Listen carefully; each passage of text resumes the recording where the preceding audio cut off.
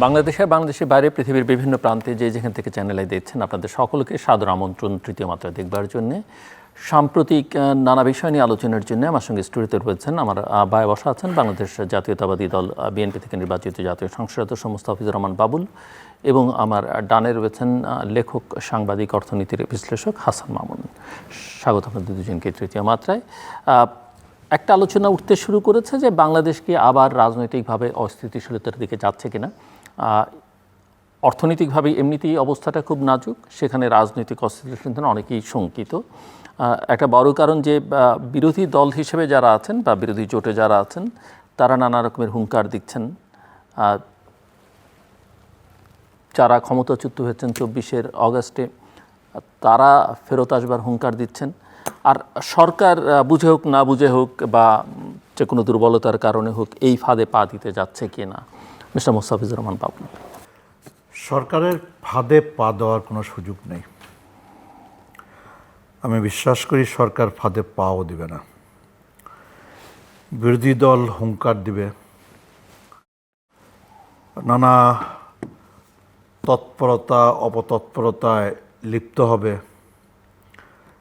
সরকারি দলকে ধৈর্য সহকারে সব কিছু মোকাবেলা করে অগ্রসর হতে হবে। আমাদের সামনে বড় প্রশ্ন হচ্ছে 2024 জুলাই আগস্টে রক্তক্ষয়ী অভ্যুত্থানের মধ্য দিয়ে যে বিজয় আমরা অর্জন করলাম,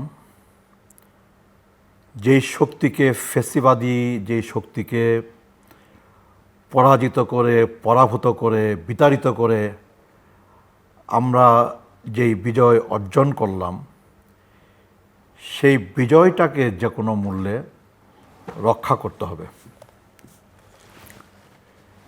এই বিজয় রক্ষা করার দায়িত্ব কেবলমাত্র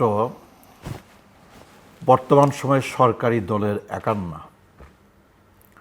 সরকারি দলের দায় বেশি, দায়িত্ব বেশি, ঠিক আছে, কিন্তু একই সাথে ফ্যাসিবাদ বিরোধী, স্বৈরশাসন বিরোধী সকল গণতান্ত্রিক শক্তি, সকল রাজনৈতিক দল, নানা শ্রেণী পেশার মানুষ সকলেরই দায়িত্ব রয়ে গেছে যে জুলাই আগস্টের মধ্য দিয়ে আমাদের যে অর্জন, সে অর্জন যেন কোনো অবস্থাতেই হাতছাড়া না হয়ে যায়।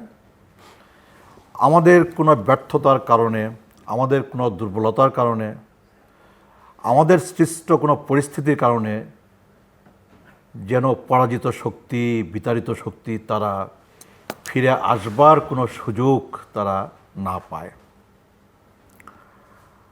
আমি বিরোধী দলকে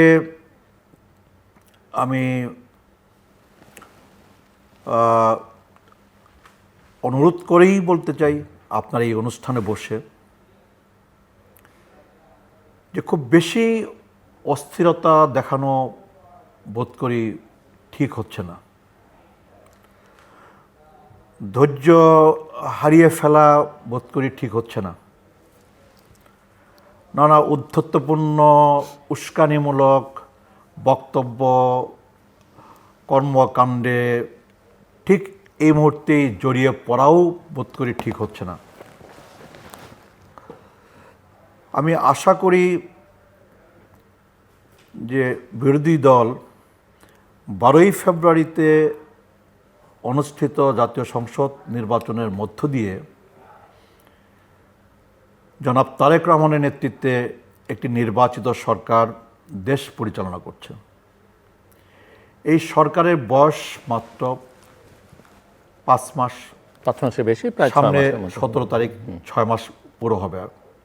যথেষ্ট সময় না। আমাদের জুলাই আগস্টের এই সফল অভ্যুত্থানের ভেতর দিয়ে জনমনে বিপুল প্রত্যাশাও তৈরি হয়েছে, বিপুল প্রত্যাশা।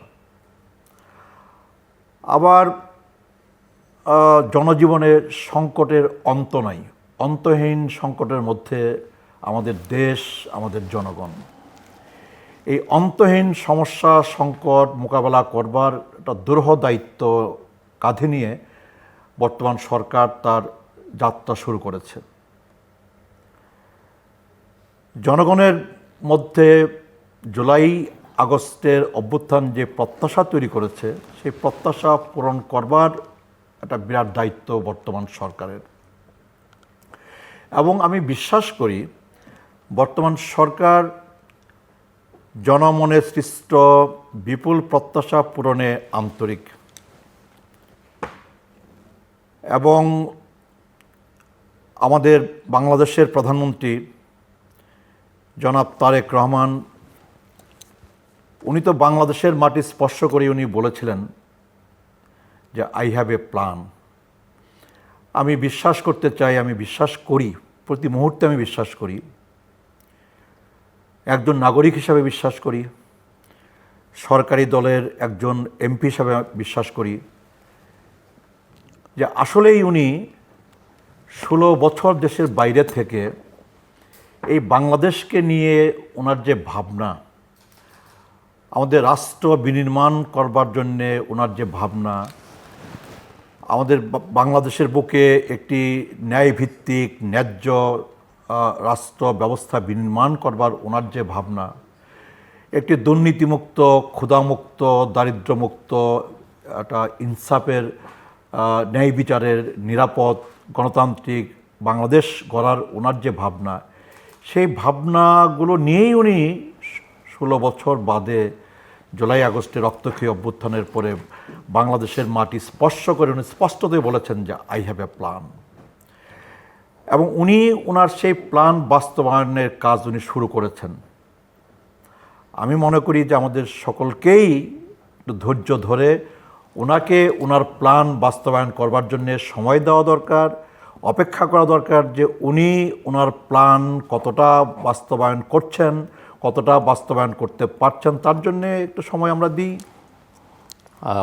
মিস্টার হাসান মামুন, এখানে কি ধৈর্যের অভাব, এখানে কি ষড়যন্ত্র, নাকি ক্ষমতাসীনরা আসলে ডেলিভার করতে পারছে না যে কারণে অসন্তোষ? ধন্যবাদ জিল্লুর ভাই। সরকারের বয়স তো প্রায় 6 মাস হতে চলল।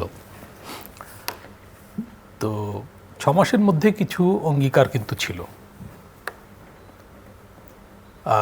সেগুলো কতটা বাস্তবায়িত হয়েছে বা হতে যাচ্ছে সেই মূল্যায়ন তো লোকে করবে। শুধু বিরোধী দল না, সাধারণ মানুষও কিন্তু মূল্যায়ন করছে। রাস্তাঘাটে চলাচলের সময় আমরা কিন্তু শুনতে পাই। বাবুল ভাই বিপুল প্রত্যাশার কথা বললেন। বিপুল প্রত্যাশা কেন তৈরি হয়েছে এটা তো আমরা জানি। যে কোনো বড় ধরনের পরিবর্তন বিপুল প্রত্যাশার জন্ম দেয়। 71-এ হয়েছিল, 90-এও হয়েছিল, এবার তো একটা নজিরবিহীন গণ অভ্যুত্থান হলো এবং এত রক্ত 71-এর পর ঝরেনি কখনো, এত অল্প দিনে। মানে জুলাইয়ের 18, 19, 20 আর অগাস্টের 3, 4, 5, এতে কিন্তু এই 6 দিনেই মূলত রক্তক্ষয় হয়েছে। এবং কোনো দিন 5 তারিখে তো মানে অনেক বেশি, সবচেয়ে বেশি রক্তক্ষয় হয়েছে। তো এখানে প্রতিপক্ষের রক্তও ঝরেছে। সবাই দেশের নাগরিক, পুলিশও এই দেশের নাগরিক। তো এর ভেতর দিয়ে একটা প্রত্যাশা জন্ম নিয়েছে যে বাংলাদেশটা নতুন রূপ নেবে। তো এক্ষেত্রে তারেক রহমান সাহেব ওনার প্ল্যানের কথা বলেছেন, সেটা তো তার প্ল্যান, কিন্তু বাংলাদেশের মানুষের প্রত্যাশাকেও একটা কিন্তু প্ল্যানের মধ্যে আনা যায় যে তাদের কি প্রত্যাশা। সেই প্রত্যাশা পূরণের চাপও কিন্তু সরকারের উপর থাকবে। খালি তারেক রহমান সাহেবের প্ল্যান বা বিএনপির 31 দফা না, জনগণেরও কিন্তু কিছু ন্যূনতম চাহিদা আছে। তো সেগুলো যদি সূত্রাকারে বলি, একটা হলো যে নির্বাচন ব্যবস্থাটা যথাযথভাবে কার্যকর থাকবে। সেক্ষেত্রে একটা চ্যালেঞ্জ কিন্তু সামনে আছে বিএনপির সরকারের, সেটা হলো স্থানীয় সরকার নির্বাচন। এটা মানে প্রত্যাশা অনুযায়ী সুসম্পন্ন হবে কি না, এই উৎকণ্ঠাও কিন্তু আছে মানুষের মধ্যে। মানে সংশয়টা কোথায়? সংশয়টা হচ্ছে, এক হলো যে ল অ্যান্ড অর্ডার সিচুয়েশন পুলিশটা নিয়ন্ত্রণে আসেনি এখনও, পুলিশ এখনও কার্যকর হয়নি, 2 বছর চলে গেছে। এটা অন্তর্বর্তী সরকারেরও ব্যর্থতা, এই সরকারও কিন্তু এই জায়গাটায় খুব একটা পারফর্ম করতে পারছে না। আমরা র্যাবের নাম পরিবর্তনের কথা শুনতে পাচ্ছি, র্যাব থাকবে, কিন্তু র্যাব নিয়ে বোধহয় একটা ঐকমত্য ছিল যে র্যাবটা থাকবে না। আমার যতদূর মনে পড়ে বিএনপিরও এরকম অবস্থান ছিল। এটা থাকলো কেন, এই প্রশ্নের জবাব কিন্তু সরকারকে দিতে হবে। আচ্ছা, অবশ্য সরকার শুরু থেকে বেশ কিছু চ্যালেঞ্জের মুখোমুখি, ইন্টারনাল এবং এক্সটার্নাল দুটোই। এই চ্যালেঞ্জগুলোর জন্য সরকার দায়ী না, কিন্তু সরকারকে চ্যালেঞ্জ তো মোকাবেলা করেই কাজ করতে হবে।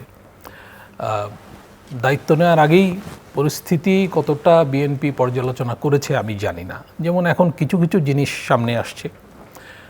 এই 2 দিন আগে একটা খবর বের হলো, এটা নিয়ে কিন্তু বাজারে উত্তেজনা আছে। সেটা হলো যে অত্যাবশ্যকীয় ওষুধের তালিকা, যেগুলো আপনি নিশ্চয়ই অবহিত, 117টি, এটা বেগম জিয়ার প্রথম শাসনামলে স্থির হয়েছিল, সেটাই কিন্তু আছে।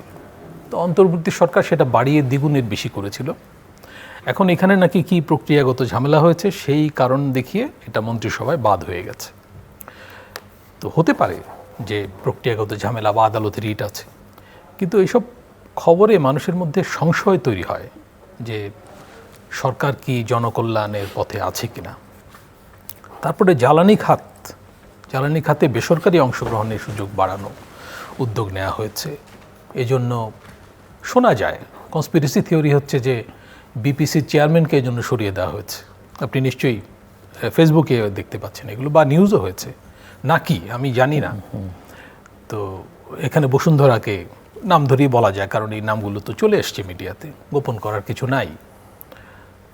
সুযোগ করে দেওয়ার জন্য তারা নাকি আগ্রহী ইত্যাদি। তো প্রশ্নবিদ্ধ বিজনেস গ্রুপকে ব্যাংক খাতেও কিন্তু অনুপ্রবেশের সুযোগ করে দেওয়ার অভিযোগ উঠেছিল।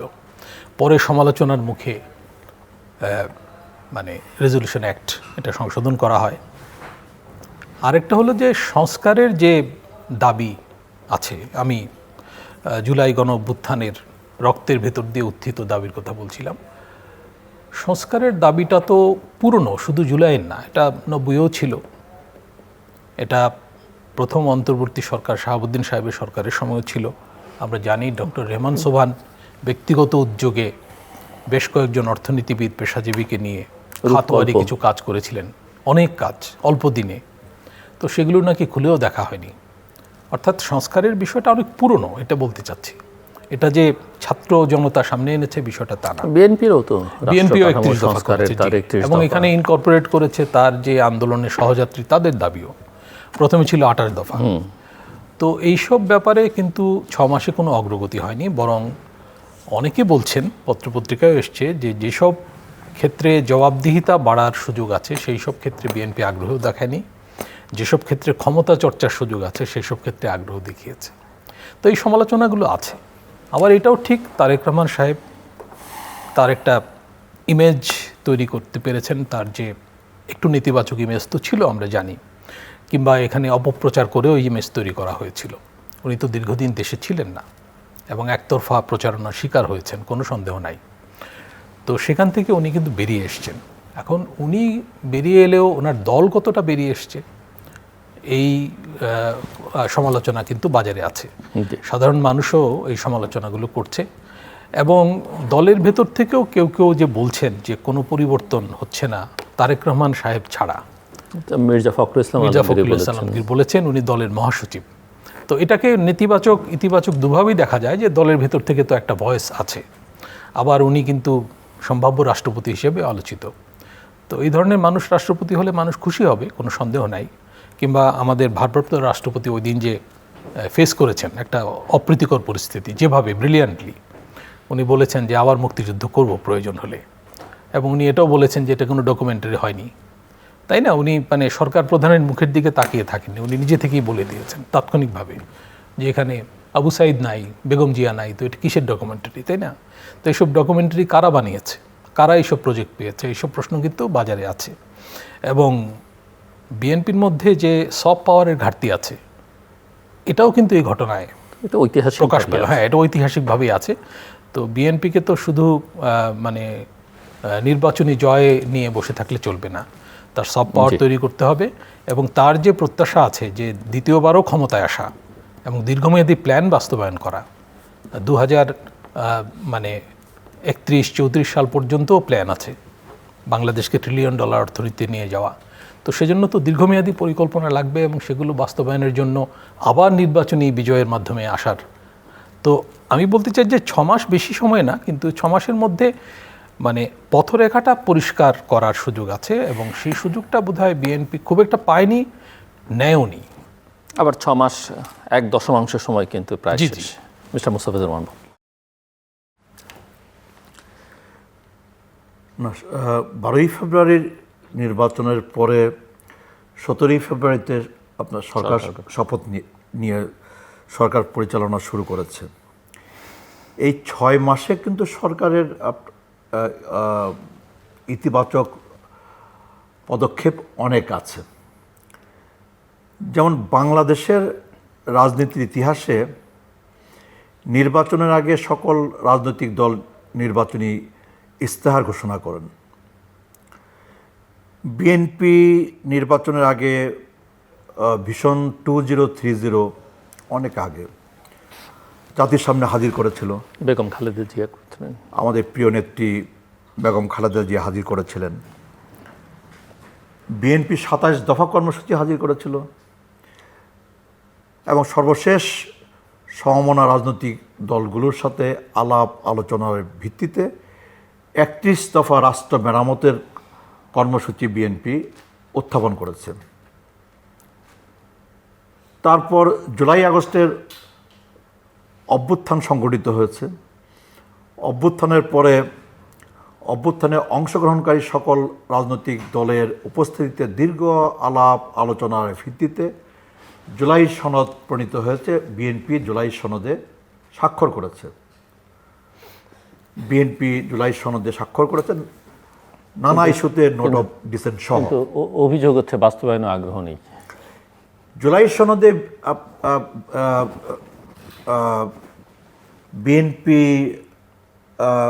জুলাই সনদ বাস্তবায়নে পুরোপুরি অঙ্গীকারাবদ্ধ। তো নির্বাচনী ইস্তেহার জুলাই সনদের আলোকে 30 দফার আলোকে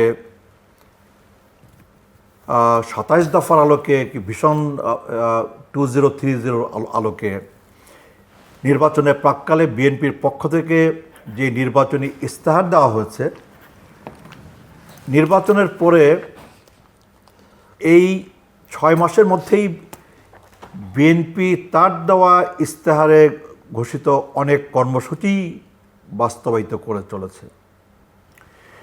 বিএনপির দেওয়া কর্মসূচির মধ্যে অন্যতম কর্মসূচি ছিল সারা বাংলাদেশে আমাদের মা বোনদের জন্য ফ্যামিলি কার্ড চালু করা এবং ইতিমধ্যে ফ্যামিলি কার্ড এই কর্মসূচি বাস্তবায়িত আপনার শুরু হয়েছে। বিএনপি নির্বাচনী ইস্তেহারে আমাদের দেশের কৃষকদের জন্য কৃষক কার্ড প্রবর্তনের কর্মসূচি হাজির করেছিল এবং ইতিমধ্যে কৃষক কার্ড দেওয়ার কাজ শুরু হয়েছে এবং পর্যায়ক্রমে এবং এই 2026-27 অর্থ বছরেই একটা বিপুল সংখ্যক মহিলাকে এবং বিপুল সংখ্যক কৃষককে এই মহিলা কার্ডের ফ্যামিলি কার্ডের আওতায়, কৃষক কার্ডের আওতায় আনা হবে, সেই প্রস্তুতি চলছে। ইতিমধ্যে বিএনপির দেওয়া প্রতিশ্রুতি যে বাংলাদেশের সকল ধর্মীয় উপাসনালয়, মসজিদ, মন্দির এবং অন্যান্য উপাসনালয়ে আপনার রাষ্ট্রীয় তহবিল থেকে সম্মানী ভাতা চালু করবার একটা কর্মসূচি বিএনপি নির্বাচনী ইস্তেহারে ব্যক্ত করেছে এবং ইতিমধ্যে সেটি বাস্তবায়িত হতে শুরু করেছে। এবং প্রথম দফাতে সারা বাংলাদেশে প্রত্যেকটা ইউনিয়নে 1টি করে মসজিদ, প্রত্যেকটা উপজেলায় 2টি করে মন্দির এবং অন্যান্য ধর্মীয় প্রতিষ্ঠানে এটি বাস্তবায়িত শুরু হয়েছে এবং দ্বিতীয় পর্যায়ে এই চলতি অর্থ বছরে বাংলাদেশের সকল উপজেলাতে একটি ইউনিয়নে আপনার 15টা মসজিদ এবং একটি পৌরসভাতে কোনো পৌরসভাতে 36টা, কোনো পৌরসভাতে 27টা, কোনো পৌরসভাতে 18টা মসজিদ এবং একই সাথে মন্দির এবং অন্যান্য ধর্মীয় উপাসনালয় এই কর্মসূচির আওতায় তালিকাভুক্ত করা হয়েছে এবং এটি বাস্তবায়িত হবে আর কি। আমাদের নির্বাচনী ইশতেহার অনুযায়ী বাংলাদেশে স্পোর্টসের সাথে যারা সম্পর্কিত তাদের জন্যে আপনার ভাতা, রাষ্ট্রীয় সম্মানী এটাও কিন্তু চালু হয়েছে এবং সরকারের সক্রিয় বিবেচনার মধ্যে আছে স্বাস্থ্য কার্ড চালু করা, প্রবাসী কার্ড চালু করা সক্রিয় বিবেচনার মধ্যে আছে। এর বাইরে 2026 এবং 2027 অর্থ বছরে বাজেট উত্থাপন করা হয়েছে, যে বাজেটের মধ্যে আমরা আছি। এই বহু বছর পরে বাংলাদেশে বাজেটে শিক্ষা খাতে সর্বোচ্চ বরাদ্দ রাখা হয়েছে, স্বাস্থ্য খাতে সর্বোচ্চ বরাদ্দ রাখা হয়েছে এবং শিক্ষা এবং স্বাস্থ্যকে সর্বোচ্চ অগ্রাধিকার এই সরকারের পক্ষ থেকে দেওয়া হয়েছে। এবং বাংলাদেশে একেবারে তৃণমূল পর্যায়ে আমাদের ক্রীড়া, আমাদের সাংস্কৃতিক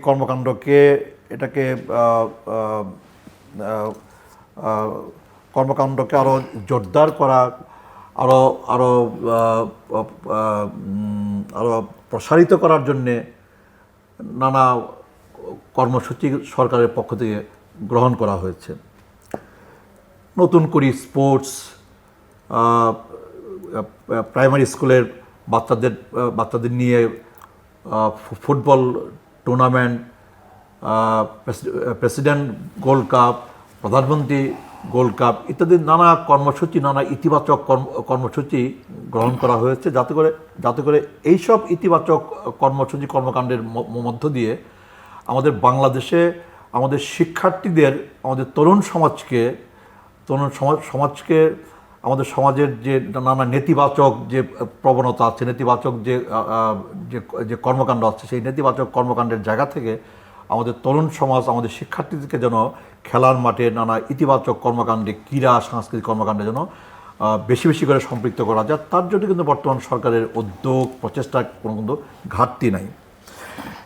এখন হচ্ছে যে কিন্তু প্রশ্ন হচ্ছে কাজগুলো সবই হয়তো ভালো, শুনতেও ভালো, দেখতেও ভালো, বা কাজগুলো হয়তো সুফলও দেবে, এই যে সোশ্যাল সেফটি নেট থেকে অন্যান্য, কিন্তু মানুষ বাজারে গিয়ে তার আয়ের সঙ্গে সঙ্গতি রেখে জিনিসপত্র কিনতে পারছে কিনা, এই যে তরুণ জনগোষ্ঠী সে কাজ পাচ্ছে কিনা, বা আপনি কতদিন ভাতা দিয়ে কাকে, বেকার ভাতাও যদি কেউ কেউ বেকার ভাতার কথা বলেন, কতদিন দিবেন, দিয়ে আপনি কিভাবে টিকিয়ে রাখবেন, এবং অর্থনীতির যে আরও এই যে সুশাসনের, শিক্ষাত সুশাসনের প্রশ্ন আছে, ব্যাংকিং খাতে শৃঙ্খলা ফিরিয়ে আনার প্রশ্ন আছে, এই জায়গাগুলো আপনি নিশ্চিত না করতে পারলে ঘুরে ফিরে তো ওই একই back to the square one, সেই জায়গায় ফেরত যেতে হবে। এবং এর সঙ্গে রাজনৈতিক স্থিতিশীলতার প্রশ্নটা এবং রাষ্ট্র কাঠামোর নিঃসন্দেহে প্রধানমন্ত্রী যেমনটা মিস্টার হাসান মামুন বলছিলেন যে ওনার চাল চলন, কথাবার্তা, আচার আচরণ, অঙ্গীকার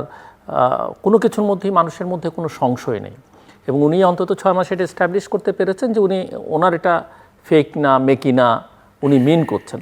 কিন্তু এই পারিষদবর্গ, দল ঠিক না হলে, এবং সবচেয়ে বড় কথা একজন ব্যক্তি বদলালে তো আসলে দেশ বদলাবে না। দেশে এমন কিছু ব্যবস্থা থাকা দরকার যে ব্যবস্থা একটা ব্যক্তি খারাপ হলেও সে যেন ভালো থাকতে বাধ্য হয় বা ভালো কাজ করতে বাধ্য হয়, অথবা খারাপ কাজ করলে শাস্তি পায়, সেরকম ব্যবস্থা করতে হবে। সেই ব্যবস্থা কোথায়? হ্যাঁ, আপনি ঠিকই বলেছেন। তো বাংলাদেশের মানুষের তো একটা চাওয়া পাওয়া তৈরি হয়েছে, সবসময়ই চাওয়া পাওয়া ছিল, কখনো কখনো চাওয়া পাওয়াটা বেশি বেশি করে তৈরি হয়।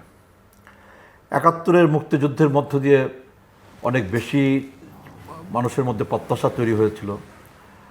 ৯০-এর ছাত্রগণ অভ্যুত্থানও আপনারা যে আন্দোলনের নেতৃত্ব দিয়েছেন তৈরি করেছিল। সর্বশেষ জুলাই আগস্টের এই বিপুল আত্মত্যাগ এত রক্তদান, এর ভেতর দিয়েও মানুষের মধ্যে বিপুল প্রত্যাশা তৈরি হয়েছে। তো এই প্রত্যাশাগুলোকে বিবেচনায় নিতে হবে। আমরা যারা সরকার পরিচালনা করছি, জনাব তারেক রহমানের নেতৃত্বে যারা সরকার পরিচালনা করছি, এই জনগণের ভেতরে যে প্রত্যাশা তৈরি হয়েছে, এই প্রত্যাশাগুলোকে বিবেচনায় নিতেই হবে। বিশেষ করে একটা তো হচ্ছে যে জনগণের মধ্যে একটা বড় প্রত্যাশা হচ্ছে জনগণ যেন দেশ পরিচালনার সুযোগ পায়, সরকার গঠন করবার সুযোগ পায়। জাতীয় পর্যায়ে জনগণের আপনার নির্বাচিত প্রতিনিধিরা যেন দেশ পরিচালনা করতে পারে, স্থানীয় পর্যায়েও যেন জনগণের নির্বাচিত প্রতিনিধিরা স্থানীয় সরকার পরিচালনা করতে পারে, এটা জনগণ চায়। একই সাথে জনজীবনে যে জরুরি যে ইস্যুগুলো আছে, জরুরি যে সংকটগুলো আছে, সেগুলোর সমাধান, এই সংকটগুলোর একটা ত্বরিত সমাধান জনগণ আশা করে আর কি। তো এটাও ঠিক যে আমরা একটা বিধ্বস্ত অর্থনীতি নিয়ে আমাদের যাত্রা শুরু করতে হয়েছে, একটা ভঙ্গুর ব্যবস্থা নিয়ে আমাদের যাত্রা শুরু করতে হয়েছে, একটা দুর্নীতি, লুটপাট, অরাজক পরিস্থিতির মধ্য দিয়ে আমাদের দেশ অগ্রসর হয়েছে। দেশটাকে একেবারে একটা খাদে ফেলে দেওয়া হয়েছে। সেই দেশটাকে উদ্ধার করা, সেই দেশটাকে আবার অগ্রসর করে নিয়ে যাওয়া, সেই দেশটাকে আবার একটা শৃঙ্খলার মধ্যে নিয়ে আসা, ব্যবসা বাণিজ্য, বিনিয়োগ, আপনার অর্থনীতি, সকল ক্ষেত্রে একটা শৃঙ্খলা ফিরিয়ে নিয়ে আসা, তার জন্য একটু সময়ও লাগবে। আবার মানুষ কিন্তু খুব বেশি দিন সময় দেওয়ার জন্য কিন্তু মানুষ কিন্তু রাজি না, সেটা আমাদেরকে বিবেচনা নিতে হবে। জি হ্যাঁ, জিল্লুর ভাই যে প্রসঙ্গটা তুলেছিলেন সেটাতে আমিও জোর দিতে চাই। সেটা হলো যে বাউল ভাই যে পদক্ষেপগুলোর কথা বললেন, বিভিন্ন রকম কার্ড পরীক্ষামূলকভাবে শুরু করা, তো সেগুলো তো ভালো পদক্ষেপ, কোনো সন্দেহ নাই। তো এই ধরনের পদক্ষেপ কিন্তু শেখ হাসিনা শাসনামলেও ছিল। যে কোনো সরকার জনকল্যাণে কিছুটা নিবেদিত হতে চায়, কিংবা তার পরিকল্পনা থাকে যে আমি কিভাবে সময়টা পার করব। যেমন শেখ হাসিনা সরকার তো ভাবেনি যে এরকম পরিস্থিতি হবে, তাই না? তাদের পরিকল্পনা ছিল।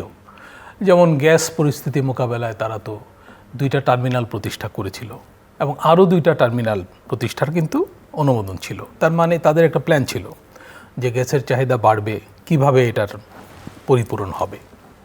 গ্যাস অনুসন্ধান হচ্ছে না, অভ্যন্তরীণভাবে বাইরে থেকে এনে কীভাবে চালাবো ইত্যাদি। এর সঙ্গে হয়তো হীন স্বার্থ যুক্ত ছিল, যে কাকে কাজ দেব কাকে দেব না ইত্যাদি, দুর্নীতিমূলক যোগাযোগ ছিল, সন্দেহ নাই। কিন্তু এক ধরনের প্ল্যান থাকে তো যে কোনো সরকারের, এবং ইনক্রিমেন্টাল কিছু গ্রোথ হয়, রাস্তাঘাট নতুন করে হয়, ব্রিজ কালভার্ট হয়। এগুলোকে একটা সরকারের চরিত্র বোঝার জন্য যথেষ্ট বলে মনে করা যায় না। সরকারকে কিছু মাইলফলক পদক্ষেপ নিতে হয়, কৌশলগতভাবে নতুন কিছু করতে হয়। তো সেইগুলো কিন্তু 6 মাসের মধ্যে তেমন পরিলক্ষিত আমার দৃষ্টিতে হয়নি। সরকার দৈনন্দিন কাজ চালানোর জন্য চেষ্টা করছে। আমি বলছিলাম যে চ্যালেঞ্জ বাইরে থেকেও এসছে, যেমন ইরান যুদ্ধ পরিস্থিতি একদম বদলে দিয়েছে, জ্বালানি পরিস্থিতি বিশেষ করে। সরকার এর মধ্যেও চেষ্টা করেছে জ্বালানির দাম না বাড়াতে, এবং অনেক দিন অপেক্ষা করেছে, কিন্তু এতে করে আবার সংকট বেড়েছে পেট্রোল পাম্পে ইত্যাদি, যেগুলো হয়। আবার এখন বিদ্যুতের যে অস্বাভাবিক, এখন আবার একটা গ্যাস সংকটে আমরা পড়েছি, এখনও আমরা সেই সংকটে আছি।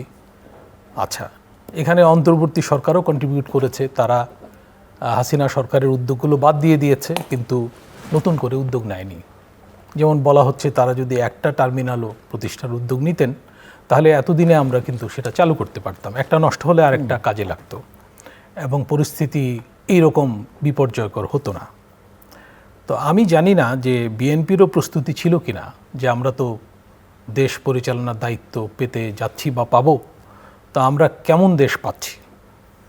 যেমন আমি লক্ষ্য করেছি যে অন্তর্বর্তী শাসনামলে সংস্কার আলোচনা দীর্ঘদিন ধরে চলেছে, কিন্তু অর্থনীতি ব্যবস্থাপনা যে নাজুক, এবং সরকার যে তেমন উদ্যোগী না অন্তর্বর্তী সরকার, যদিও সেই সরকার অর্থনীতিবিদ ময় ছিল, মানে বেশ কয়েকজন অর্থনীতিবিদ, তারা যে ভালো পারফর্ম করছেন না, যেমন গ্যাস খাতে কি হবে আমি দায়িত্ব নিলে, এই ব্যাপারে আমি বিএনপির কিন্তু কোনো প্রস্তুতিমূলক কাজ বা উদ্যোগ আমি দেখি নাই। এটা আমাদের রাজনৈতিক দলগুলোর যারা ক্ষমতা প্রত্যাশী তাদের মধ্যে আমি দেখি যে একটা বিরাট সংকট। একটা বামপন্থী দল, একটা প্রেশার ক্রিয়েটিং গ্রুপ উদাসীন থাকতে পারে যে আমরা তো ক্ষমতায় যাব না, আমরা হয়তো একজন এমপি হব, তাই না? কিন্তু যে দলটা পাওয়ারে যাবে তার তো একটা প্রস্তুতি থাকবে, তার খালি সংস্কার কর্মসূচি থাকলে হবে না। আমি প্রতিদিনের কাজগুলো কিভাবে চালাবো, আমার শিল্পে যে চাহিদা তৈরি হচ্ছে আমি কিভাবে মিট আপ করবো, এ নিয়ে আমি বিএনপির মধ্যে কিন্তু দল হিসেবে কোনো উদ্যোগ আয়োজন দেখিনি। তো সেটার পরিবেশও হয়তো ছিল না, কারণ বিএনপিকে একটা অস্থিরতার মধ্যে রাখা হয়েছিল, এটা আমরা দেখেছি সংস্কার আলোচনার নামে, অন্তত আমি তাই মনে করি। এবং অনেকে মানে আপনি এই যে ঐকমত্য জি ঐকমত্য কমিশনের আলোচনাটা এই যে প্রলম্বিত করা দীর্ঘদিন ধরে, 9 মাস, এটার কোনো প্রয়োজন ছিল না। এর ফলে সংকট আরও ঘনীভূত হয়েছে। এবং এই যে আপনি কর্মসংস্থানের কথা বলছেন, যে 1.5 বছরে বহু লোক কাজ হারিয়েছে, প্রায় 1.5 কোটি লোক কাজ হারিয়েছে শিল্প খাতে, যা এমনকি গার্মেন্টস খাতে। আমাদের প্রতিযোগিতা সক্ষমতা কমেছে, আমাদের ঋণ প্রবাহ ব্যাংক থেকে কমেছে, ঋণের সুদের হার যখন কম ছিল তখনও ঋণ প্রবাহ কম ছিল, এবং যে ঋণ গেছে সেগুলো আবার লুটপাট হয়ে বাইরে চলে গেছে। আমি হাসিনা আমলের কথা বলছি, কিন্তু অন্তর্বর্তী শাসন আমলেও ঋণ প্রবাহ বাড়েনি। আচ্ছা, ব্যাংক খাতে যে সংস্কারের উদ্যোগগুলো নেওয়া হয়েছিল সেগুলো খুব একটা অগ্রসর হয়নি, কারণ এই কাজগুলো করার জন্য যে মানে প্রাতিষ্ঠানিক সক্ষমতা এটা ওই সরকারের ছিল না।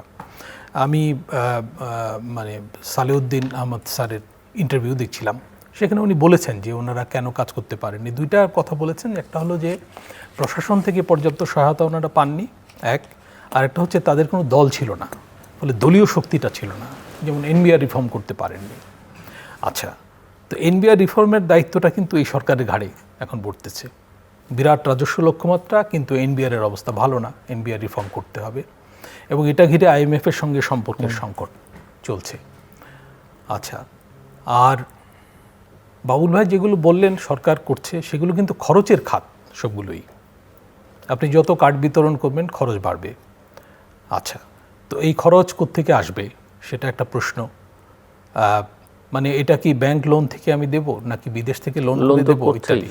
আমার তো রাজস্ব আহরণ পরিস্থিতি ভালো না, আর যদি অর্থনৈতিক কর্মকাণ্ড না বাড়ে তাহলে রাজস্ব আহরণ পরিস্থিতি ভালো হওয়ার কোনো কারণ নেই। আমরা যে গ্যাস পরিস্থিতির মধ্যে আছি তাতে ধরে নেওয়া হচ্ছে যে এই অর্থবছরে, চলমান অর্থবছরে প্রবৃদ্ধি বাড়বে না।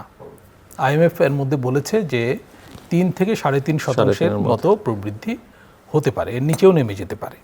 তো সেরকম লক্ষণ তো দেখা যাচ্ছে।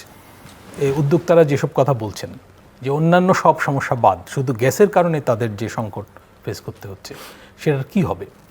আমরা যদি গ্যাস পাইও অনুসন্ধান করে সমুদ্রে কিংবা স্থলভাগে, সেটা উত্তোলন করে কাজে লাগাতে লাগাতে আমাদের 1-1.5 বছর চলে যাবে। নতুন টার্মিনাল প্রতিষ্ঠা করার উদ্যোগ নিলেও একটা চাইনিজ কোম্পানি দায়িত্ব পেয়েছে। তো এগুলোর জন্য বিএনপি দায়ী না, কিন্তু আমি বলছি যে বিএনপির মধ্যে প্রস্তুতির ঘাটতি ছিল, আর কৌশলগতভাবে বিএনপি কি করবে, অ্যাগ্রেসিভ অ্যাপ্রোচ নেওয়া। অ্যাগ্রেসিভ অ্যাপ্রোচ যেগুলো নিচ্ছে সেগুলো আবার বিতর্কিত হচ্ছে। যেমন জ্বালানি খাতে বেসরকারি অংশগ্রহণ বিভিন্ন দেশে আছে, ভারতেও আছে, কিন্তু ওখানে রেগুলেটরি বডি যেভাবে কন্ট্রোল করতে পারে প্রাইভেট কোম্পানিগুলোকে, আমাদের দেশে সেই সক্ষমতা আছে কিনা, বা রেগুলেটরি বডিগুলোকে বিএনপি সরকার সেভাবে কাজ করতে দেবে কিনা, এই প্রশ্ন আছে। কিন্তু আমি বলছিলাম যে একজন বিপিসির চেয়ারম্যানকে সরিয়ে দেওয়া নিয়ে কথা উঠেছে বাজারে। তো এগুলো লোকে বিশ্বাস করে, কারণ সরকার ক্ষমতায় এসে বাংলাদেশ ব্যাংকে যেভাবে পরিবর্তন এনেছে, মানে আহসান মনসুর সাহেবকে যেভাবে তাড়ানো হয়েছে, কিংবা ওইখানে উপদেষ্টাকে যেভাবে মপ করে তাড়ানো হয়েছে, তো এটা তো গ্রহণযোগ্য ছিল না, এবং এর কোনো আবশ্যকতাও ছিল না। তো এগুলো ভালো দৃষ্টান্ত হয়নি। আমি বলতে চাচ্ছি যে মানুষের মনে প্রত্যাশা জন্ম দেওয়ার মতো কাজ কিন্তু করতে হবে, শুধু খরচ বাড়ালে চলবে না, খরচটা কোত্থেকে আসবে এটা হচ্ছে বড় কথা। আর এই যে মূল্যস্ফীতির কথা বলছিলেন, এইটা মোকাবেলার প্রধানতম উপায় হচ্ছে কর্মসংস্থান তৈরি করা। তো কর্মসংস্থান তৈরি কিভাবে হবে এই গ্যাস পরিস্থিতিতে, এই সুদের হারে, এবং মানে এই আইনশৃঙ্খলা পরিস্থিতিতে। আইনশৃঙ্খলার তো অবস্থা কি বলবো, খবর দেখছিলাম যে সম্ভাব্য একজন স্থানীয় নির্বাচনের প্রার্থী বিএনপির, তার বাসায় কাফনের কাপড়, তাজা বুলেট পাঠানো হয়েছে যে বেশি উড়বেন না, উড়লে কিন্তু খবর আছে। তো এটা বিচ্ছিন্ন ঘটনা বলতে চাই না, কারণ এগুলো বাড়বে। এই যে বহু আসামি জেল থেকে পালিয়েছে, অনেক থানা, অনেক কারাগার লুট হয়েছে, অস্ত্রপাতি এগুলোর উদ্ধার হয়নি। তারপরে দেশে কিন্তু মব পরিস্থিতি এখনও চলছে এবং জঙ্গি উত্থানের আশঙ্কাও কিন্তু আছে। আর আপনি শুরুতে বলছিলেন যে রাজনৈতিক পরিস্থিতি জটিল হয় কিনা। যদি বিরোধী দলের সঙ্গে একটা সমঝোতাও থাকে, যদি তারা শান্তও থাকেন, কিংবা কিছু সংস্কার করে যদি তাদেরকে বসেও রাখা যায়, আওয়ামী লীগের দিক থেকে একটা চ্যালেঞ্জ কিন্তু সামনে বোধহয় আসতে যাচ্ছে 6 মাস পরে, বা হাসিনা ফিরুক না ফিরুক। আওয়ামী লীগারদের উজ্জীবিত রাখার চেষ্টা চলছে ভারতের তরফ থেকেও, এবং তারা একটা অরাজকতা তৈরি করলেও করতে পারে, কারণ তারা তো একটা আগ্রাসী সম্প্রদায়ে পরিণত হয়েছে মনে হয়, কারণ তারা শেখ হাসিনার বাইরে কিছু চিন্তা করতে পারছেন না। এখনও দেখতে পাচ্ছি এটা। প্রত্যাশা ছিল যে শেখ হাসিনা, শেখ পরিবারের বাইরে আওয়ামী লীগের নিরপরাধ অংশ তারা হয়তো রাজনৈতিক অধিকার দাবি করবে, রিকনসিলিয়েশন দাবি করবে, এরকম একটা প্রত্যাশা আমরাও এইসব আলোচনায় ব্যক্ত করেছি। কিন্তু তাদের মধ্যে এই ধরনের কোনো রকম প্রবণতা দেখা যাচ্ছে না। তারা ওই পুরনো থিওরিতে আছেন যে এটা একটা ষড়যন্ত্র ছিল, এটা একটা জঙ্গি হামলা ছিল, আমেরিকা ঘটিয়ে দিয়েছে, ইত্যাদি ইত্যাদি। এগুলো বিশ্বাস করে যারা বসে আছে তারা কিন্তু সংগঠিত হয়ে একটা অরাজক পরিস্থিতি তৈরি করলেও করতে পারে, এবং এটা সরকারের জন্য একটা চ্যালেঞ্জ হতে পারে। মিস্টার বাবুল, না, সমস্যাগুলোকে কিন্তু বিবেচনায় নিতে হবে। সমস্যার মধ্যে আমরা আছি, অনেক সমস্যা আমাদেরকে স্পর্শ করতেছে। আমরা যদি বলি যে বাজারে সমস্যা নাই, ভুল বলা হবে। তো সমস্যা বাজারে সিন্ডিকেট, বলতে পারবেন মানুষ আসবে আর কি, বাজারে সিন্ডিকেট নাই, ভুল বলা হবে। তো সিন্ডিকেট তো ভাঙার দায়িত্ব সরকারের, বাজার নিয়ন্ত্রণ করার দায়িত্ব সরকারের, কাঁচামরিচের দাম কমিয়ে ফেলবার দায়িত্ব সরকারের। এবং বাজারে কাঁচামরিচের দাম তো 400 টাকায় উঠলো পার কেজি। আবার যখনই সরকার সিদ্ধান্ত নিল যে বিদেশ থেকে কাঁচামরিচ আমদানি করা যাবে, এই আমদানি করার সিদ্ধান্ত নেওয়ার সাথে সাথেই বাজারে কাঁচামরিচের দাম তো 100 টাকা কমে গেল আর কি। বিদেশি কাঁচামরিচ বাংলাদেশে ঢুকবার আগেই শুধু সিদ্ধান্তের মধ্য দিয়েই কাঁচামরিচের দাম কমতে শুরু করলো। আমি যেটা মনে করি যে সরকার তো হচ্ছে জনগণের সরকার, জনগণের ভোটে নির্বাচিত সরকার। কাজে জনগণের দুঃখ, দুর্দশা, সমস্যা, সংকট সব কিছুকেই খুবই ইতিবাচকভাবে দেখতে হবে, এবং এই সব সমস্যার সমাধান করবার জন্যে সরকারের যা যা করবার খুব ত্বরিত সরকারকে তা করতে হবে। আমরা বিদ্যুৎ সমস্যার মধ্যে আছি, এটা তো বলার উপায় নাই যে বাংলাদেশে বিদ্যুতের লোডশেডিং নাই, বিদ্যুতের ঘাটতির মধ্যে আমরা নাই, এটা তো বলার উপায় নাই। বিদ্যুতের ঘাটতির মধ্যে আমরা আছি। আমাদের বিদ্যুতের বাংলাদেশের সক্ষমতা আছে 30,000 কি 35,000 আপনার মেগাওয়াট হচ্ছে বিদ্যুতের সক্ষমতা। আমাদের চাহিদা হচ্ছে হয়তো 16,000 কি 17,000 মেগাওয়াট। আমরা উৎপাদনে আছি হয়তো 14,000 মেগাওয়াট। তো আমাদের সক্ষম যে সক্ষমতা আছে, যে সক্ষমতা থাকা সত্ত্বেও আমাদের বিদ্যুৎ কেন্দ্রগুলো কীভাবে চলবে, কীভাবে চালু থাকবে, আমাদের জ্বালানি সংস্থান কোত্থেকে হবে, কীভাবে হবে, সেই চিন্তা তো আমরা এর আগে করি নাই। সেই চিন্তা করে তো আর বিদ্যুতের প্ল্যান্ট তো বাংলাদেশে বসানো হয় নাই। আমাদের সঞ্চালন ব্যবস্থাটা ঠিকঠাক আছে কি না, আমাদের বিতরণ ব্যবস্থাটা ঠিকঠাক আছে কি না, সেই নিয়েও তো যথেষ্ট কাজ এর আগে হয় নাই। এর আগে যেটা হয়েছে যে বিদ্যুতের নামে আপনার বিদ্যুতের প্ল্যান্ট বসেছে, আর বিদ্যুতের নামে সারা বাংলাদেশকে বিদ্যুতায়নের নামে, যেটা বিদ্যুৎ সংযোগের নামে যেটা হচ্ছে, এই বিদ্যুৎ খাতে একটা বিরাট একটা লুটপাট হয়েছে, বিরাট একটা দুর্নীতি হয়েছে আর কি। এটা ঠিক। তাহলে এই দুর্নীতিগ্রস্ত বিদ্যুৎ খাত নিয়ে তার উৎপাদন ব্যবস্থা, তার সঞ্চালন ব্যবস্থা, তার বিতরণ ব্যবস্থা নিয়ে আমাকে যাত্রা শুরু করতে হয়েছে। কাজে বর্তমান সরকারের উপর দায়িত্ব বর্তাইছে যে আমাদের বিদ্যুতের যে চাহিদাটা আছে সেই চাহিদাটা আমাদেরকে পূরণ করতে হবে। লোডশেডিংয়ের কষ্ট থেকে আমাদের গ্রামের মানুষকে, শহরের মানুষকে, আমাদের শিল্প কলকারখানা, আমাদের উৎপাদনটাকে আমাদের রক্ষা করতে হবে আর কি।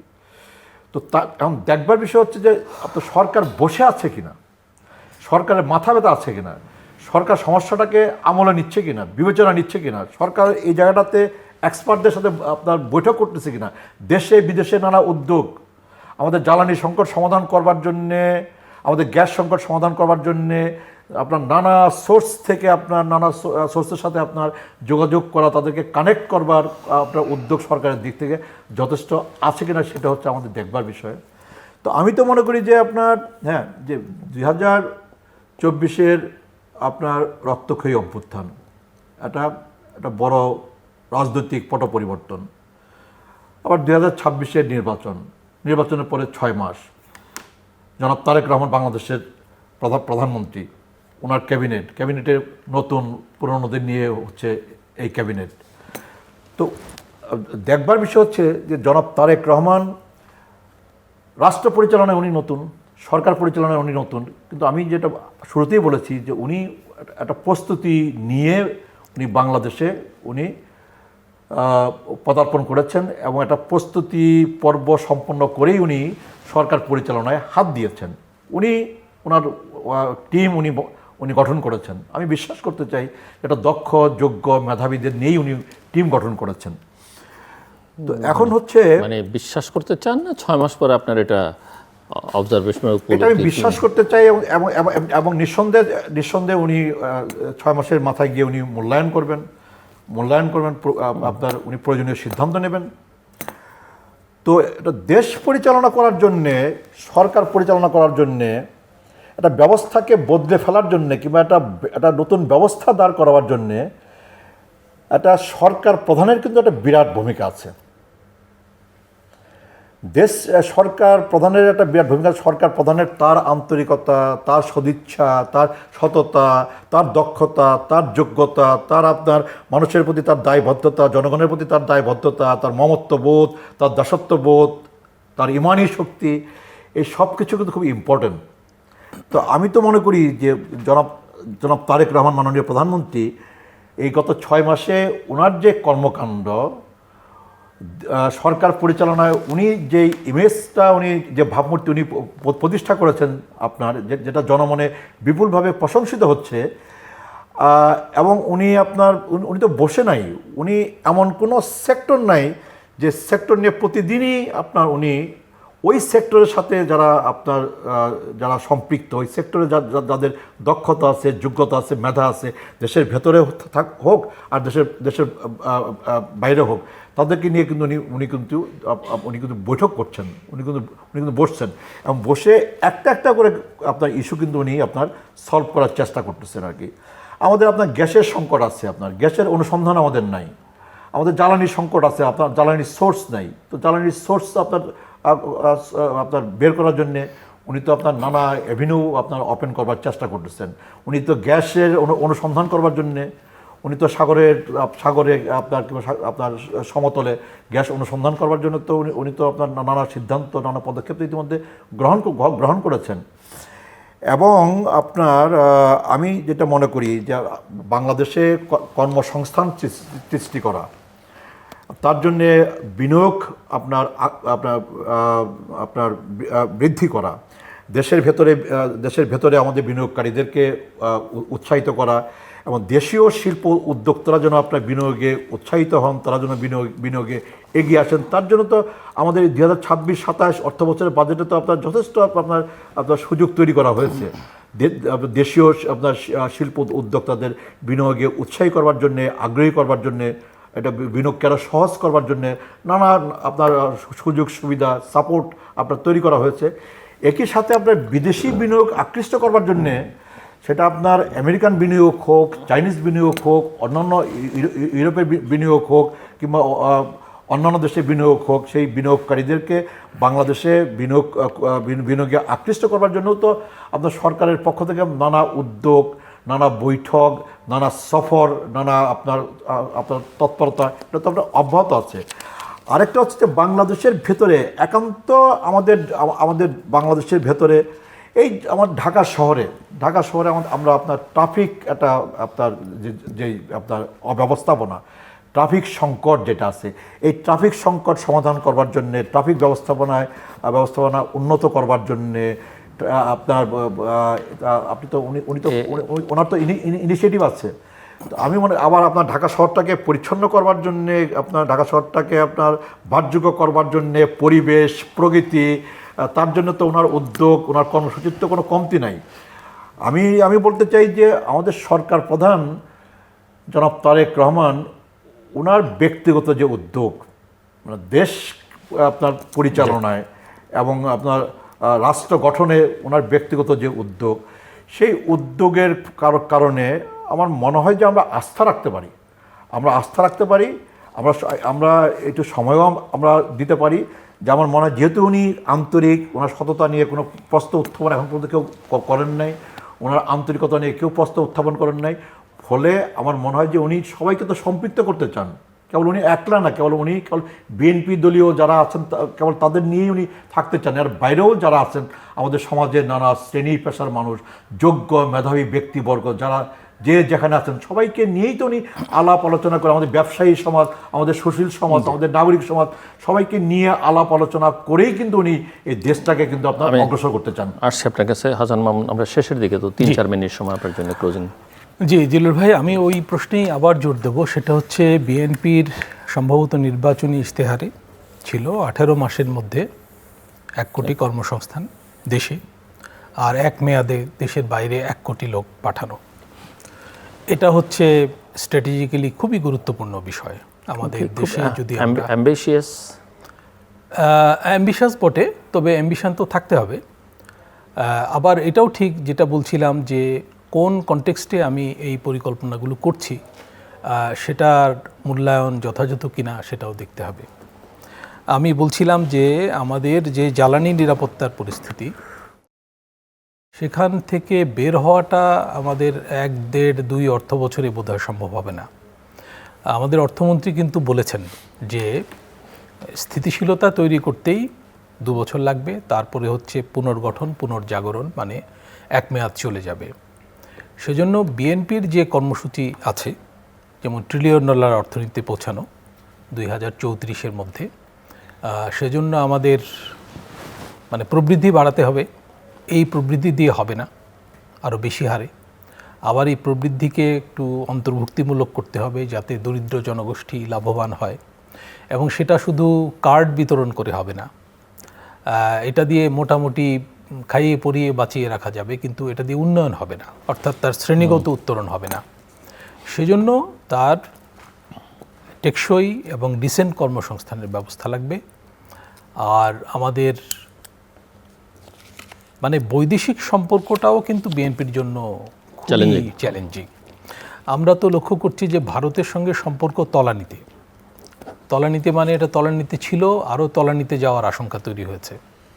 আচ্ছা, এইটা ঘিরে ভারতের সঙ্গে আমাদের বাণিজ্যিক সম্পর্কও ক্ষতিগ্রস্ত হয় কিনা? অন্তর্বর্তী আমলে কিন্তু খুব ক্ষতিগ্রস্ত হয়নি, দুদিক থেকেই বাণিজ্য চলেছে। তো এটা আরও খারাপ দিকে যায় কিনা সেটা দেখতে হবে। খারাপ দিকে যাতে না যায়, রাজনৈতিক উত্তেজনা যতই থাকুক, অর্থনৈতিক সহযোগিতা অব্যাহত থাকে। আমরা এই যে কাঁচামরিচের কথা বলছিলাম, ভারত থেকেই কাঁচামরিচ এসছে এবং এটাই স্বাভাবিক। মায়ানমারের সঙ্গে যদি আমাদের স্বাভাবিক সম্পর্ক তৈরির সুযোগ থাকতো, তাহলে কিন্তু ভারত নির্ভরতা আমাদের কিছুটা কমতো। সেটাও নাই, কারণ মায়ানমারের ভেতরগত পরিস্থিতি তো অস্থিতিশীল। মায়ানমার থেকে গ্যাস আমদানির কিন্তু উদ্যোগের কথা জানা গেছে সরকার। এটা একটা স্ট্র্যাটেজিক্যালি গুরুত্বপূর্ণ। মালয়েশিয়ার প্রধানমন্ত্রীর সঙ্গে আলোচনা, মালয়েশিয়ার সঙ্গে মায়ানমার থেকে আমরা সহজে গ্যাস আনতে পারি। এখন এটা আবার মনে হচ্ছে যে চায়না যে প্রস্তাব দিয়েছে ইকোনমিক করিডোর মায়ানমারের ভেতর দিয়ে, এটার সঙ্গে সম্পর্কিত বলে আমার মনে হয়। কারণ মায়ানমারের উপর চায়নার ইনফ্লুয়েন্স অনেক হাই, এবং সেখানে যারা বিদ্রোহী তাদের উপরও তাদের ইনফ্লুয়েন্স আছে। এখন চায়না যে বিনিয়োগ করার প্রতিশ্রুতি দিয়েছে, শেষ করে আনতে হবে। জি, 2টা ইকোনমিক বেল্টে আনোয়ারায় তো কাজ শুরু হয়েছে। সেখানে বিনিয়োগের ক্ষেত্রে ওই একই কথা যে আপনি গ্যাস দিবেন কিভাবে, বিদ্যুৎ, পানি এবং অন্যান্য ইনফ্রাস্ট্রাকচার কিভাবে দেওয়া হবে এক। তো সেটা যদি দেওয়া যায়, এবং সেটাও মনে হচ্ছে যে করিডোরে বোধহয় আমরা যদি রাজি না হই, তাহলে হয়তো সেখানে তারা বিনিয়োগে উৎসাহিত হবে না, কারণ তাদের তো মালামাল চায়না থেকে আনতে হবে। আর করিডোর দিলে আমরা হয়তো উপকৃত হব, কারণ আমরা তো চায়না থেকে বিপুল পরিমাণ উপকরণ আমদানি করি, আমরা সহজে আমদানি করতে পারবো ইত্যাদি। তো আমি বলছিলাম যে স্ট্র্যাটেজিক্যালি ইম্পর্টেন্ট এই সিদ্ধান্তগুলোতে সরকারকে দ্রুততা এবং সক্ষমতার পরিচয় দিতে হবে। আর আন্তর্জাতিক সম্পর্কের ক্ষেত্রে ভারত গুরুত্ব পাবে না এটা বোঝা যাচ্ছে, কিন্তু আরও অন্যান্য প্লেয়ার আছে, যেমন চায়না আছে, আমেরিকা আছে, টার্কির কথাও শোনা যায়, তারপর পাকিস্তান আছে। এইসব লবির মধ্যে আবার আন্তঃসম্পর্কের সমস্যাও আছে। তো শেখ হাসিনা কিন্তু একটা ব্যালেন্স করে চলছিলেন বিটুইন ইন্ডিয়া অ্যান্ড চায়না। এখন তারেক রহমান সরকার কি আমেরিকা এবং চায়নার মধ্যে ব্যালেন্স করে চলতে পারবেন কিনা, এটাও কিন্তু একটা স্ট্র্যাটেজিক্যালি গুরুত্বপূর্ণ ইস্যু। জি, mister Mustafizur Rahman Babul, closing remarks. না, আমাদের কাছে বাংলাদেশের স্বার্থটা আগে। আমরা সবার সাথেই বন্ধুত্বপূর্ণ সম্পর্ক চাই, এবং সেই সম্পর্কটা হবে মর্যাদার ভিত্তিতে, পারস্পরিক স্বার্থের ভিত্তিতে। আমরা আমাদের পাশের দেশ ভারতকে তো অস্বীকার করতে পারবো না। ভারতের সাথেও আমরা সুসম্পর্ক রক্ষা করে আমরা চলতে চাই। একই সাথে বৃহৎ শক্তিধর দেশগুলোর সাথেও আমাদের সুসম্পর্ক আছে, এবং সেই সুসম্পর্ককে আমরা উচ্চ মূল্য দিই, এবং সেটা অব্যাহত থাকবে আর কি। আবার পাশের দেশ ভারতের কাছে আমাদের এই আশাবাদটাও আছে যে পাশের দেশ ভারতে বসে যেন আমাদের স্বাধীনতা, আমাদের সার্বভৌমত্ব, আমাদের গণতন্ত্র, আমাদের অগ্রগতি, আমাদের অগ্রযাত্রা, আমাদের রাজনৈতিক স্থিতিশীলতার বিরুদ্ধে পাশের দেশ যেন কাউকে, কোনো ব্যক্তি, কোনো দলকে কোনো কর্মকাণ্ড করবার, তৎপরতা চালাবার সুযোগ না দেয়, সেই আশাবাদ কিন্তু আমাদের আছে। বুঝতে চাই যে উনি অনলাইনে চেহারা না দেখিয়ে একটা অনুষ্ঠানে বক্তৃতা দিলেই কি স্বাধীনতা সার্বভৌমত্ব চলে যাবে নাকি? আমাদের স্বাধীনতা সার্বভৌমত্ব এত ঠুনকো নাকি? না, তা বলছি না। আমি বলছি যে, না, আপনি বলছেন না, এটা অনেকেই বলছে, সেই কারণে আমি বলছি যে আমাদের স্বাধীনতা সার্বভৌমত্ব তো ঠুনকো। এবং ওই যে হাসান মামুন যেটা বলছেন, উনি আদৌ আসবেন কিনা আগামী 6 মাসে, তো 12 মাসে আসবেন কিনা সেটা নিয়েও যথেষ্ট সংশয়। আমি তো বলতে চাই উনি এখনই আসতে চাইতে পারেন। আমি তো বলতে চাই, ওনার যদি আসার ইচ্ছা থাকে তাহলে এখনই আসতে সমস্যা কোথায়? 6 মাস পরে কি পরিবর্তন করবে? উনি আসুক, ওনার যদি সাহস থাকে। নাকি উনি মনে করছেন, আমি বুঝতে চাইছি যে বিএনপি আরো মানে ক্রমাগত খারাপ হতে থাকবে, জনপ্রিয় হবে, মানুষ তখন ফুঁসে উঠবে, মানুষ তখন ওনাকে ডেকে নিয়ে আসবে। এইটা একটা চাওয়া হতে পারে, আরেকটা হচ্ছে ইন্ডিয়া ওনাকে আবার বসিয়ে দেবে। দুটো চাওয়ার বাইরে তার কোনো চাওয়া থাকতে পারে। আমার মনে হয় কোনো সম্ভাবনাই আমরা দেখছি না। বাংলাদেশে এমন কোনো পরিস্থিতিও তৈরি হবে না, আবার ইন্ডিয়াও এমন কোনো সিদ্ধান্তে উপনীত হবে না যে ইন্ডিয়া শেখ হাসিনাকে বাংলাদেশের ক্ষমতায় পুনর্বাসিত করবে, কিংবা বাংলাদেশে একটা পরিস্থিতি তৈরি হবে যে পরিস্থিতিতে শেখ হাসিনা হুট করে বাংলাদেশে এসে বসে পড়বে। সেই পরিস্থিতি বাংলাদেশে তৈরি হবে না। বরং হলো যে গণহত্যার দায়ে শেখ হাসিনা অভিযুক্ত, দুর্নীতি লুটপাটের দায়ে শেখ হাসিনা অভিযুক্ত, আমাদের সকল রাষ্ট্রীয় প্রতিষ্ঠান ধ্বংসের দায়ে শেখ হাসিনা অভিযুক্ত। তার বিরুদ্ধে বিচারিক প্রক্রিয়া সম্পন্ন করে সর্বোচ্চ শাস্তির রায় ঘোষিত হয়েছে। বাংলাদেশের মানুষ অধীর আগ্রহ নিয়ে অপেক্ষা করছে শেখ হাসিনা কবে ফিরে আসবে, অথবা শেখ হাসিনাকে কবে ফিরিয়ে এনে বিচারিক প্রক্রিয়া অনুসরণ করে যে রায় ঘোষণা করা হয়েছে সেই রায় কবে কার্যকর হবে। এটা তো বাংলাদেশের মানুষ গভীর আগ্রহ নিয়ে দেখার অপেক্ষায় আছে।